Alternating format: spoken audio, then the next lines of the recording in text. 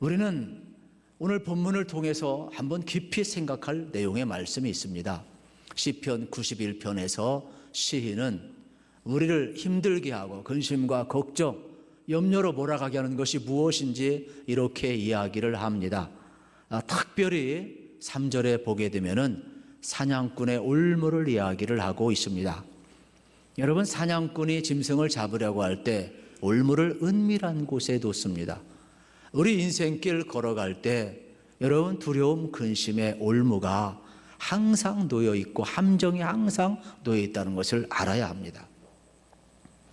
또 4절에 보게 되면은 여러분, 뭐라고 이야기합니까?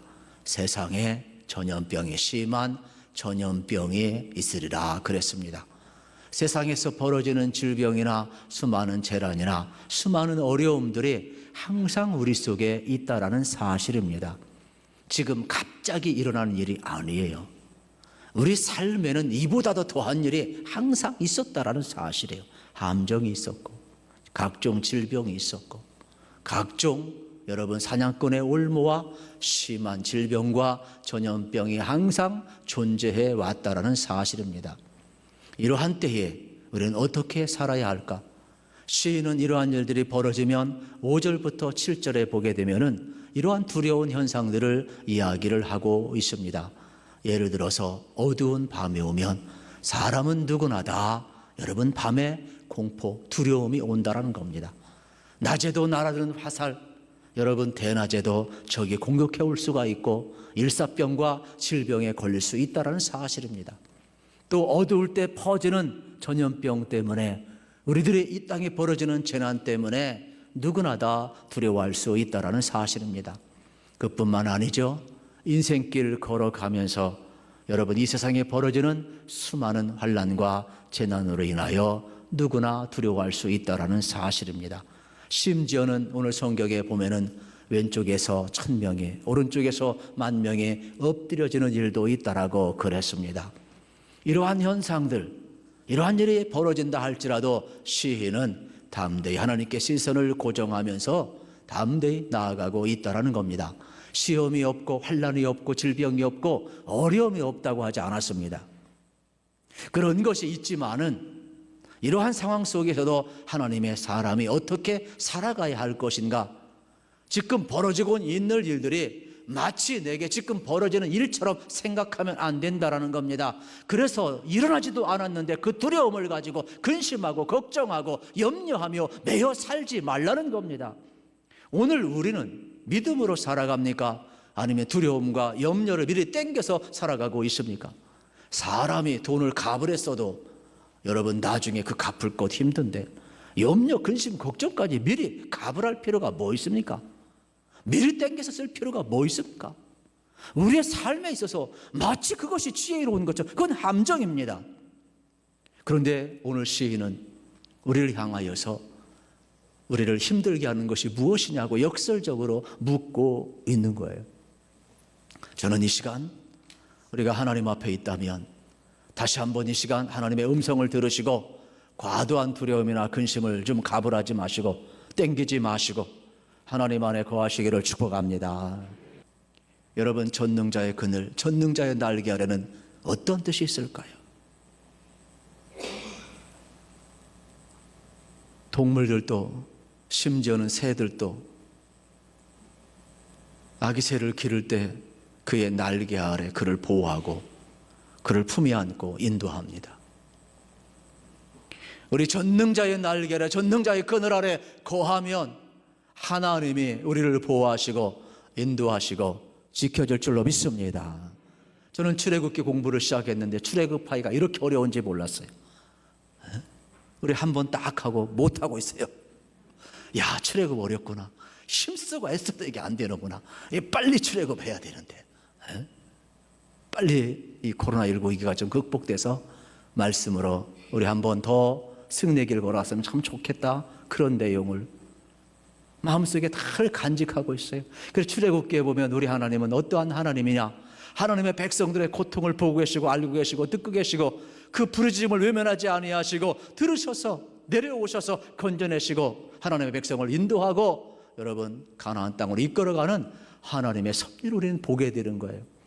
오늘 우리도 마찬가지예요. 하나님은 오늘 우리의 고통을 외면하는 게 아니에요. 부르짖음을 외면하는 게 아니에요. 우리의 고통을 알고 계시고 듣고 계시고, 심지어는 여러분 우리의 부르짖음 속에 주님 친히 응답하시며 내려오셔서 우리를 건져주시고 우리를 하나님의 임재 가운데 여러분 이끌어 가시는 하나님인 줄로 믿습니다.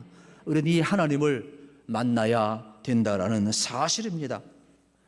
그런데 오늘 세상이 주는 이 근심 때문에 여러분 우리가 흔들리고 있다면 지존자의 은밀한 곳에 거하는 성도는 아니지요. 전능하신 하나님의 날개 아래 피하는 성도는 아니지요. 어떻게 여러분 사냥꾼이 올무에 파놓은 근심과 걱정의 집에 내 삶의 둥지를 틀어야 합니까? 어떻게 세상의 전염병 안에 내 삶의 두려움과 아직도 오지도 않았는데 옆에서 1000명이 넘어지고 10,000명이 넘어진다고 그래서 그것이 내가 여러분 내게 이 말 사건으로 받아들이며 염려와 근심의 둥지를 틀면 되느냐 이 말이에요. 우리는 전능자의 그늘 아래 사는 하나님의 백성임을 다시 한번 깨달으셔서 2절에 고백을 했으면 좋겠어요. 우리 여호와를 향하여 고백합시다. 시인이 고백합니다. 하나님은 나의 피난처라는 겁니다. 이러한 때 여러분 하나님을 피난처로 삼으시기를 축복합니다. 우리 하나님은 요새라고 이야기합니다. 난공불락의 방패 성벽이 되어 주신다라는 겁니다. 여러분 마스크 하나 써도 여러분 안전한 편함을 느끼는데 우리 하나님이 요새가 되어 주시고 우리 하나님이 방패가 되어 주시고 우리 하나님이 여러분 우리를 보호하신다면 우리는 시편 91편의 이러한 고백을 동시에 우리가 했으면 참 좋겠어요. 동시에 하나님은 우리가 의리할 자라는 겁니다. 사람을 의지하면 여러분 배신을 당할지도 모르지만 사람은 신실하지 않아서 자기 한 말을 지키지도 못하지만은 하나님은 신실하셔서 우리가 의리할 자예요. 그래서 끝까지 하나님을 믿고 나가기를 축복합니다. 저는 이 말씀이 얼마나 위로가 되는지 몰라요. 하나님이 나의 피난처시고 하나님이 나의 요새시고 하나님이 나의 의리자라는 이 말이 얼마나 힘이 되고 위로가 되는지 모릅니다. 하나님이 피난처가 되고 요새가 되고 의리할 자가 되는데 특별히 하나님 앞에 피하는 자들, 하나님의 요새로 삼는 자들, 하나님을 신뢰하는 자들에게는 하나님이 천사를 명하여서라도 옆에서 왼쪽에 1000명이 쓰러지고 오른쪽에 10,000명이 엎어질지라도 하나님을 피난처로 삼고 전능자의 날개 그늘 아래 거하는 자는 하나님이 천사를 명하여서라도 보호하겠다라고 약속하고 있습니다. 각종 전염병에서 건질 것이라고 약속하고 있습니다. 이것이 없다고 하지 않았어요. 심지어 내가 사자와 뱀을 밟을지라도 너를 해하지 못할 정도로 하나님이 지켜주겠다라고 말씀을 하고 있는 겁니다. 문제는 예수 믿는다고 시험이 없는 게 아니에요. 질병이 없는 게 아니에요. 그러나 그러한 것 때문에 불안하거나 염려하지 말라는 거예요. 예수님도 여러분 공생애를 시작하실 때 시험을 받으셨어요. 하나님의 아들이세요. 하나님의 아들이고 전능자이면 시험 받지 말아야죠. 그러나 항상 사냥꾼의 올무가 있는 거예요. 마귀의 3가지 시험이 있어요. 성전 꼭대기에서 뛰어내리래요. 돌을 떡이 되게 해서 먹으래요. 경배하래요. 그러면 뭐라고 하나님이 보호한다고, 그러면 뭐라고 인기 쓸 것이고 천하만국을 다 내게 주리라는 거예요. 여러분 예수님은 어떻게 했습니까? 시험이 없는 게 아니에요. 환난이 없는 게 아니에요. 공생의 모든 기간 속에 여러분 그 시험 앞에 우리가 근심이나 걱정에 빠져든 것이 아니라 하나님의 말씀으로 모든 근심 걱정을 물리치고 사단의 유혹을 물리치고 하나님의 말씀으로 하나님의 뜻에 순종하며 살아갔다라는 거예요. 그러면 우리 앞에 파놓은 함정 뻔히 알면서 지리밭을 가야 됩니까? 근심 걱정 그 함정 뻔히 지리 터질 줄 알면서 그 근심 걱정을 가불해 써야 됩니까? 우리 예수 믿는 사람에게도 다 그런 일이 있어요. 그러나 여러분이 하나님을 바라보고 하나님의 뜻에 순종하고 나아가면 하나님은 오늘도 우리를 건지시고 보호하시고 승리하게 할 줄로 믿습니다. 어떠한 두려움이 있다 할지라도 어떠한 질병이 있다 할지라도 어떠한 전염병이 있다 할지라도 그 길을 걸어가는 거예요. 사나도 주를 위해 죽어도 주를 위해 사나 죽으나 우리가 주님의 것이라고 이야기했다면 하나님을 향한 예배가 중단되어서는 되겠느냐 이 말이에요. 하나님이 우리 사랑하셨어요. 하나님이 우리를 아는데, 여러분 하나님의 사랑을 확정하면 한낱 미물도 자기 새끼를 보호할 줄 아는데, 하나님이 예수님까지 보내주시며 우리 사랑을 확정하셨는데, 저는 그 사랑 신뢰하며 살았으면 좋겠어요. 그리고 동시에 여러분 하나님이 우리를 알 뿐만 아니라 우리도 하나님을 알아야 돼. 우리는 이미 십자가를 통해 하나님의 사랑을 알았어요. 하나님도 우리를 찾아오시고 죄인 때문에 우리를 사랑하셔서 우리를 만나 주셨어요. 그러니까 단순한 어떤 지식적으로 여러분 어떤 알미 아니라 체험적인 알을 성경은 늘 이야기하는 거예요. 인격적으로 만나 주시고, 우리 환난 가운데 환난은 없다고 하지 않았어요. 환난 속에서 건져주신다 그랬어요. 그러니까 오늘 우리가 어떠한 삶을 살아가야 되느냐 이야기를 해주고 있는 거예요. 우리 하나님이 우리를 외면하잖아요. 환난 속에서 건져주시고. 그래서 오늘 성경에 보면 놀라운 축복을 우리에게 계속해서 이야기하고 있는 거예요. 우리의 피로만 채워주는 게 아니라 영혼의 만족까지도 주신다라고 이야기를 하는 거예요. 그래서 오늘 단어를 보면은 놀라운 말씀이 있어요. 근심과 걱정에 사는 우리들에게 이렇게 말씀합니다. 하나님은 건지시고 보호하시고 기도에 응답하시며 어려움을 겪을 때마다 함께하며 영화롭게 하며 만족해 하며 구원을 보여주신다라고 이야기를 하고 있는 거예요. 그러면 오늘 시편 91편을 여러분의 시간 될 때 한번 은밀하게 이런 동사와 쭉 연결시켜 보세요. 그러면 하나님이 우리를 어떻게 이끌어가는가를 여러분은 경험을 하게 될 것입니다. 그렇습니다. 이제 여러분 하나님의 말씀을 가지시고 두려움과 염려가 엄습해 올 때마다 피난처 주신 하나님을 바라보시고 하나님의 도우심과 지켜주심과 여러분을 존귀케 하시고 필요를 채워주시는 은혜를 꼭 누리기를 축복합니다. 여러분 하나님과 대화 많이 하시기를 축복합니다. 염려 근심 미리 값을 하지 마세요. 그거 여러분 값이 너무나 커요. 이 급전 쓰는 것보다도 더 위험한 거예요. 쓰지 마세요. 여러분. 이 고려된 것보다 더 위험한 거예요. 쓰지 마세요. 얼마나 위험한지 몰라요. 오히려 하나님 앞에 아리세요. 하나님과 대화하세요. 걱정되십니까? 근심되십니까? 심지어는 옆 사람하고도 좀 대화 좀 하세요. 사이 거리더라고 마음의 거리 두면 안 돼요. 핸드폰으로 좀 대화하세요. 우리 사이가 지금 우울증 일보 직전에 와 있어요. 이제는 불안이나 염려가 아니라 분노가 폭발 직전에 와 있어요. 나 건들기만 해봐라. 다 시한폭탄들이에요. 여러분이 스트레스 임계점을 지금 몰라서 그렇지 어디에서 터질 줄 몰라요. 그래서 저는 여러분들에게 제안합니다. 하나님과 대화 많이 하시기를 축복합니다. 여러분 은밀한 중에 거하셔서 하나님의 임재 가운데서 대화하셔야 돼요. 하나님이 전능하신 날개 아래 거하셔서 하나님의 보호하심을 경험해야 돼요. 그리고 우리는 사람과 대화를 통해서 여러분 하다 보면은 이 스트레스도 풀리고 불안함도 사라지고, 여러분 우리는 인격적인 존재이기 때문에 가만히 앉아서 살 수 없어요. 자가 격리해가 살 수 있는 존재들이 아니에요. 우리는 이 시대를, 이 어려움을 잘 지혜롭게 극복해 나아가야 되는 거예요. 그래서 여러분들이 열심히 마스크도 쓰시고 손도 씻으시고 여러분 여러 가지 주의할 것은 다 하셔야 되지만은 그러나 그게 전부가 아니에요. 우리는 지금 이러한 때에 더욱더 여러분 근심 염려 가불에 쓰지 마시고 하나님 바라보시면서 주님의 은혜의 날개 아래 꼭 거하시고 하나님이 행하실 일을 기대하시길 축복합니다. 또 근심 걱정 말아라 우리 찬송을 불렀잖아요. 특별히 이 찬송을 지은 분의 이야기를 들으면 얼마나 은혜가 되는지 몰라요. 이 시빌라 마틴이라는 여사가 있습니다. 이분은 캐나다에서 대학을 나왔고 음악을 전공을 했습니다. 그리고 학생들을 가르치다가 하버드 대학을 졸업한 월터 마틴이라는 목사님과 결혼을 하게 됩니다. 그리고 아들을 하나 낳았습니다. 또 이 마틴 여사는 특별히 이 글 쓰는 재주가 있고 또 음악의 재주가 있어서 늘 그러한 사역을 또 감당을 했습니다.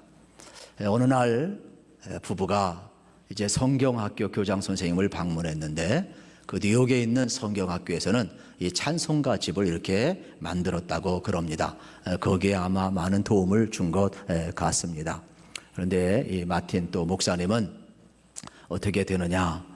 그날 저녁에 그 주변에 있는 시골교회 가서 설교하게 예약을 했다고 합니다. 그런데 갑자기 낮에 아내가 아픈 겁니다. 그래서 이 마틴 목사님이 아내가 아프니까 걱정을 했어요. 여보, 당신이 아픈데 내가 저녁에 가서 설교를 해야 할까? 왜냐하면 9살짜리 아들을 혼자 놓고 가려고 그러니까 너무 불안한 거예요. 그래서 서로 이야기하다가 그냥 전화를 걸어서 오늘 부득이한 사정으로 못 가게 됐습니다. 미리 전화를 하려고 하는데 9살짜리 아들이 옆에서 이렇게 이야기하더래요. 아빠, 하나님 앞에 물어봤어?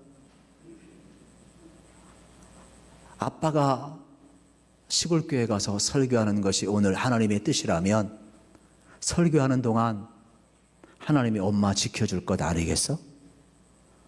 그런데 이 마틴 부부는 순간 큰 감동을 받았어요. 어린 아이 입을 통하여서 하나님의 뜻이라면 아버지가 시골교회 가서 설교하는 동안 아픈 엄마를 아프지 않다고 하지 않았어요.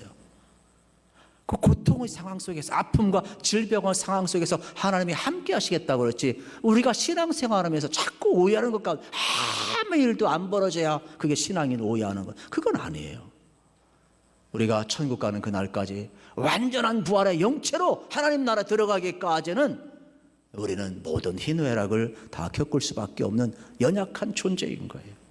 그러나 그 속에서도 하나님을 왕으로 삼고 하나님을 예배하는 재성적 영적 코너를 가지고 우리가 그분을 즐거워하며 여러분 전진에 나아갈 때 우리의 삶에는 반드시 승리가 있을 줄로 믿습니다. 그래서 이 마틴 부부는 특별히 아들의 이야기를 듣고 설교하러 갔어요. 그리고 아내는 담대하게 아프지만은 누워서 아들과 함께 그날을 보내게 됩니다. 그런데 그날 시골교회 가서 설교한 내용이 이 마틴 목사님 역사상 가장 은혜로웠고 성도님들도 숫자는 얼마 안 되었지만 얼마나 큰 은혜를 받았는지 너무나 감동이 되었다라고 간증을 했습니다. 그런데 돌아와서 이 이야기를 하는 순간 이 마틴 여사가 나서버린 거예요. 그러니까 얼마나 감격스러워요. 그래가지고 이 마틴 부부와 아들하고 셋이 앉아가지고 하나님 감사합니다 기도를 올려드리는데 확실한 음성이 들려. 내가 너를 지키리라. 할렐루야. 내가 너를 지키리라. 그래서 마틴 여사가 거기서 글을 쓴 거예요. 그래서 찬송가 382장 가사가 나온 거예요. 거기에 1절에 보게 되면 우리에게 근심 걱정하지 말라고 명령하고 있어요. 2절에 보면 위험한 일을 당할 때도 지켜주신다고 축복하고 있어요. 3절에 보면 우리 쓸 것을 미리 아시고 지켜주신다고 축복하고 있어요. 4절에 보면 어려움 시험 닥쳐도 주께서 너를 지켜주신다라고 약속하고 있어요. 사랑하는 성도 여러분, 여러분들을 흔드는 것이 뭡니까? 근심 걱정 무엇입니까? 우리는 기억해야만 합니다. 우리는 지존자의 은밀한 곳에 거하는 자이고 전능하신 하나님이 날개 아래 거하는 하나님의 백성인 줄로 믿습니다. 우리 하나님은 우리의 피난처시고 요새시고 의지하실 분임을 믿으시기를 축복합니다. 그렇다면 오늘 이 시대의 위기 앞에 우리가 어떻게 살아야 될까? 저는 여러분들이 하나님의 도우심을 받으시고 하나님의 건지심을 받으시고 그래서 이 어려운 시대에 다시 한번 승리의 길 꼭 걸어가시기를 우리 주님의 이름으로 축복합니다.